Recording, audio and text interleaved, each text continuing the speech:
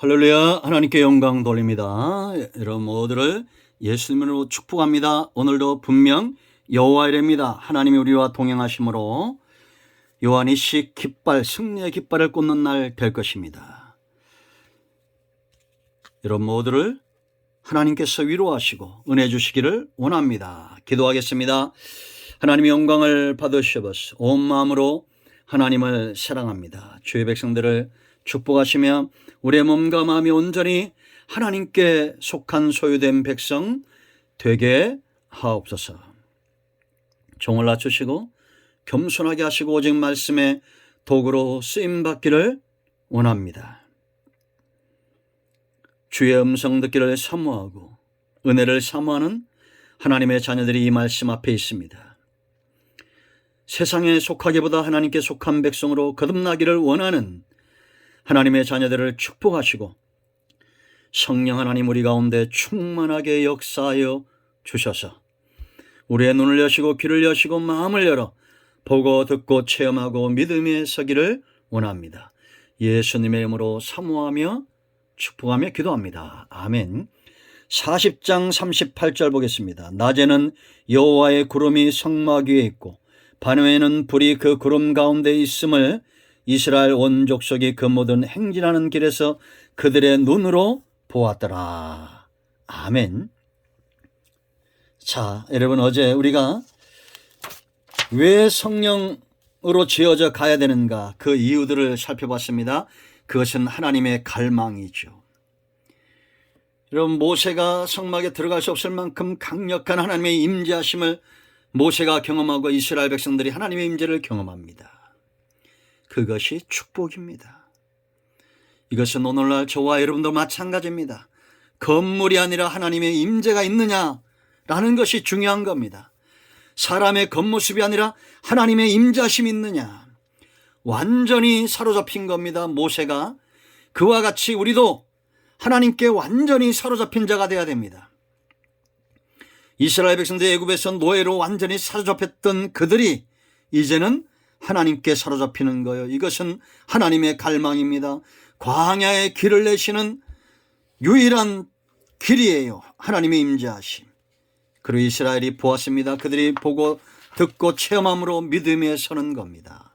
자, 이런 성전, 이런 하나님의 임재하심이 있는 성막 건축, 저와 여러분의 심령의 성전이 어떻게 하면 이렇게 하나님의 강력한 임재하심 가운데 사로잡힐까요? 놀라운 4가지 비법이 있습니다. 첫째는 명령대로 말씀대로 이 성막이 지어졌다는 겁니다. 여러분, 하나님은 말씀하셨고 모세는 순종했고 백성들도 성막의 건축에 참여한 모든 사람들의 공통점이 있습니다. 그것은 뭐냐? 말씀대로 순종하였고 말씀대로 제물을 드렸고 말씀대로 성막 건축을 지었다는 겁니다. 그래서 가장 많이 강조된 우리가 25장부터 40장까지 보면 말씀대로 행하였더라라는 겁니다. 이 말씀이 가장 많이 강조되고 있다라는 것을 우리가 성경을 읽으면 알 수가 있어요. 명령하신 대로 여러분 16절도 보세요. 모세가 그와 그같이 행하되 곧 여호와께서 자기에게 명령하신 대로 다 행하였더라. 모든 기구는 말씀대로 만들어졌고 헌신된 자들 성막의 이 제사 규례들까지도 전부 말씀대로 드려졌습니다. 온전한 순종이에요. 하나님은 지금도 마찬가지입니다. 하나님의 말씀에 수종들기 원하고 말씀대로 살고자 하는 자들, 그런 자들이 성령 충만한 건 너무나 상식적이지 않겠습니까? 여러분, 이 언약을 이행하면 능력이 필요하죠. 하나님의 신의 능력, 성령의 능력입니다.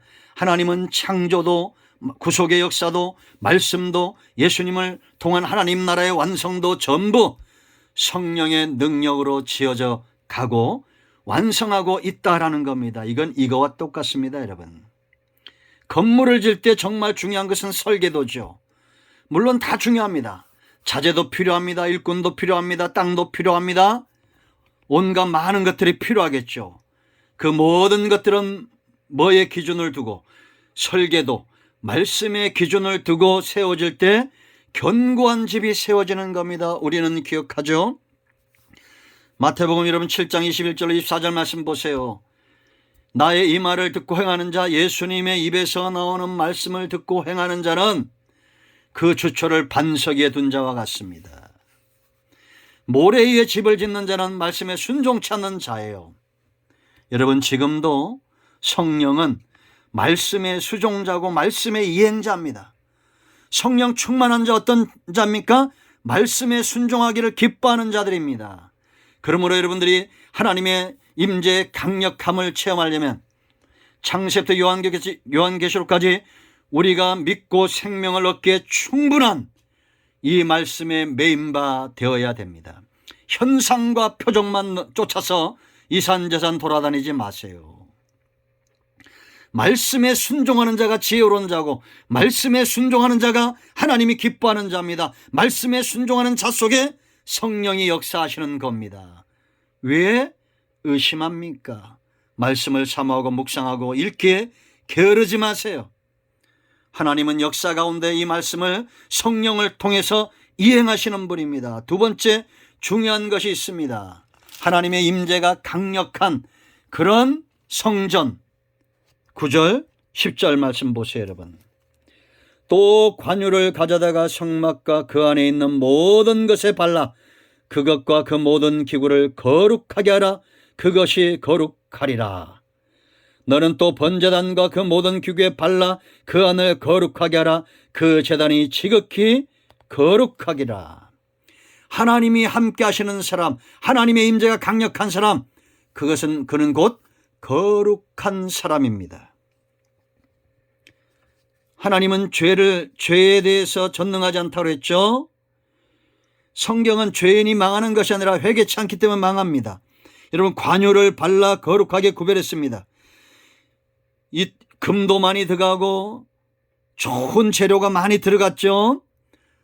아무리 그래도 여러분 6천억이나 되는 돈으로 짓는다 할지라도 수조원의 돈으로 짓는다 할지라도 관유로 이 기름을 발라 거룩하게 구별하기 전에는 그냥 건물이에요. 기름을 발라 거룩하게 구별하여 하나님의 소유로 만들 때 그것이 진정한 하나님의 앞에 성전이 되는 것입니다. 관유는 성령을 상징하죠. 기름을 성령을 상징합니다. 그러므로 여러분, 성령 충만한 사람은 자기를 성도 거룩하게 구별시키는 영이 있는 사람들입니다. 세상과 하나님 앞에서 철저하게 하나님 편으로 자기를 구별시키는 것이 바로 성령의 역사입니다. 여러분들은 핏부림을 받은 존재들입니다. 예수님이 피의 대가를 지불하고 우리를 구원시켰어요. 구원 이후에 이제 이들은 하나님의 소유가 되었죠. 그리고 오순절날이 이미 이름에 성령이 그들 가운데 임하여 성도가 된 겁니다. 생명이 된 거예요. 하나님의 영으로 거듭난 겁니다. 그러므로 여러분, 하나님은 분명히 말씀하죠. 나도 거룩하니 너희도 거룩하라. 우리는 어떻게 거룩하게 되어질 수 있습니까? 주의 보혈을 의지하고 씻고 성령의 기름 부심으로 충만해질 때에 거룩해지는 것입니다. 여러분, 지금도 사람들이 많은 돈을 들여 교회를 건축합니다. 그리고 정작 성령의 나타남과 능력은 부인하는 경우들이 많습니다. 고등학교, 대학교, 신학교 박사학위를 받고 많은 사람들이 학문의 성경을 연구하는 데 열중합니다. 그러면서 우리가 성령의 기름 부심에 대해서 외면하고 있다면 과연 우린 거룩할까요? 물로 씻음과 예수의 십자가의 공로와 세례와 성령의 충만함으로 거룩하여지기를 축원드립니다. 세 번째, 12절로 16절 제사장들, 성전에서 봉사하는 사람들을 거룩하게 구별했는데 왜 우리가 여기에 주목해야 되느냐? 이 시대의 성도는 왕같은 제사장들이에요. 거기 4단계가 있습니다. 첫째는 물로 씻었어요. 12절 말씀을 보세요 여러분. 너는 또 아론과 그 아들들을 회막문으로 데려다가 물로 씻기고 그랬습니다. 물두멍이 있죠. 물두멍에서 씻었습니다. 여러분 31절과 31절에도 보세요. 모세와 아론과 그 아들이 거기서 수족을 쉴 때 어디요? 30절 물두멍입니다. 회막과 제단사의 물두멍. 물로 씻는 그랬습니다. 이 물은 뭐라고 그랬습니까? 세례는 자기 부인이라고 했죠. 세상에서 죄를 거부하고 하나님 앞에 철저하게 살고자 하는 세례받은 자, 곧 세례입니다. 물로 씻어야 됩니다. 물로 씻고 거룩한 옷을 입었습니다. 구별된 거죠. 오직 13절 보세요. 아론에게 거룩한 옷을 입히고 그에게 기름을 부어 거룩하게 하여. 우리는 예수 그리스도 옷 입은 자입니다. 누가 봐도 저 사람은 제사장, 누가 봐도 저 사람은 대제사장, 우리는 누가 보아도 그리스도인이다. 예수 믿는 사람이다. 예수 그리스도로 옷 입는 저와 여러분이 되어야 될 줄로 믿습니다. 그 다음에 세 번째 단계, 기름을 부었어요. 기름을 부어 거룩하게 하여 그가 내게 제사장의 직분을 행하게 하라. 예수는 그리스도는 기름 붓다죠. 오직 구주, 구원 사역을 위해서 기름 부음 받은 분이 예수님입니다. 제사장에게, 선지자에게, 왕에게 기름을 부었습니다. 이 세 직분을 잘 감당하여 하나님의 백성들을 구원에 이르도록 인도하셨던 직분이에요. 예수님이 이 사역을 감당했기 때문에 구원의 역사가 나타난 겁니다. 오늘날 성도들은 왕같은 제사장으로서 제사장의 사역, 왕의 사역, 선지 사역을 잘 감당해서 문 영혼들을 예수 믿게 하고 구원 얻게 하는 일에 쓰임받아야 될 줄로 믿습니다. 기름 부음 성령입니다.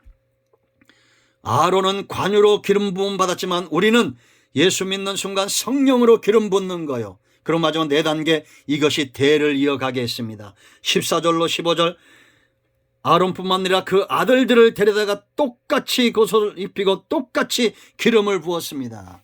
여러분들을 축복합니다. 생명의 대가 이어가도록 축복합니다. 아멘. 그 네 번째, 하나님의 임재하심이 있는 마지막 네 번째 방법, 16절로 33절, 제자리에 두었어요. 구원의 문, 번제단, 물두멍, 성소의 오른편에 떡상, 좌편에 등대, 정면에 분향단, 그리고 그 문을 열어가면 지성소에 법궤가 있었습니다. 질서의 하나님이요, 정확하게 있어야 될 자리에 그것이 있었다라는 겁니다. 여러분, 하나님은 지금도 질서의 하나님입니다. 교회는 우리가 질서를 지켜야 되고 또 하나님이 우리에게 주신 은사대로 섬겨야 되며, 혼란스러우면 안 됩니다. 뒤죽박죽하면 안 됩니다. 하나님이 기뻐하는 대로 세워져야 됩니다. 아멘. 여러분, 하나님은 지금도 우리 가운데 분명하신 하나님의 갈망은 저와 여러분의 하나님이 되시기를 원하고 강력한 성령의 임재하심 가운데 우리를 쓰시기를 원합니다. 한국교회는 이 놀라운 간증들을 많이 가지고 있습니다. 다시 한번 이 땅에 저와 여러분 모두에게 강력한 하나님의 임재하심이 있는, 여러분 이사야 6장에서 이사야가 우시아 왕이 죽던 해 하나님의 임재하심 가운데 그가 하나님 앞에 꼬꾸라졌던 것처럼 주여 나를 보내소서 내가 여기 있나이다, 성령의 임재 가운데 고백하는 우리 모두가 되기를 축원드립니다. 자, 이제 내일은 출애굽기 전체를 한번 묵상하고 이제 출애굽기를 마치고 시편으로 갑니다. 기도합니다.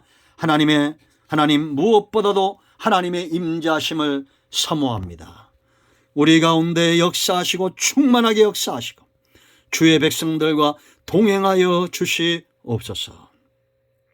마음이 상한 자, 병든 자 치유하시고 회복시켜 주시기를 원합니다. 하나님 홀로 영광을 받으시옵소서.